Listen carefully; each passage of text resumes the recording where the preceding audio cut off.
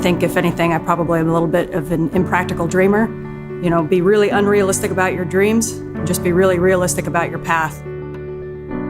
When I was a little girl growing up in Spokane, Washington, becoming an astronaut, like nobody did that. There was nobody that I could look to and say, that person walked the path that I'm about to go walk. The first step I took out of Spokane was to go to West Point. That was a huge leap out of my comfort zone.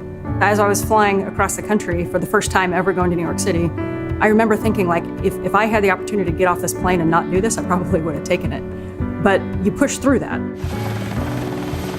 I remember sitting on the airplane and flying down to NASA for an astronaut interview, and I had the exact same feeling as when I was flying to West Point as an 18-year-old kid, and it was like, maybe this is where I've reached too far, maybe this is where I've pushed too far, this is where it all ends. What little girls from Spokane, Washington grew up to be an astronaut? I'm just not even gonna try. And so when I say I'm an impractical dreamer, I mean, I never listened to that part of me that says, hey, you're probably not gonna succeed at this. I always listened to the part that said, well, somebody's going to, maybe it's gonna be you. We have liftoff of Anne McClain blasting through the Kazakh sky to the International Space Station. You know, I've always been so focused on my goals, and I've always just sprinted toward those goals. And when I look back at all the achievements aren't actually what I remember, it's the people that I did them with.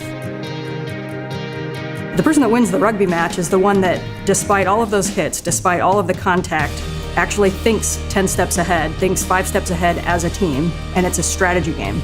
Now, working here as an astronaut, one of the toughest things that we do are spacewalks.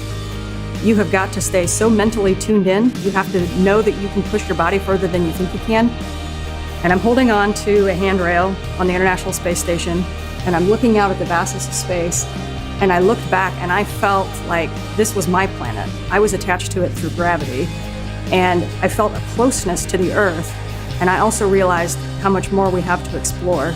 We haven't even started yet. Our destiny is always to go and see what's further and what's next.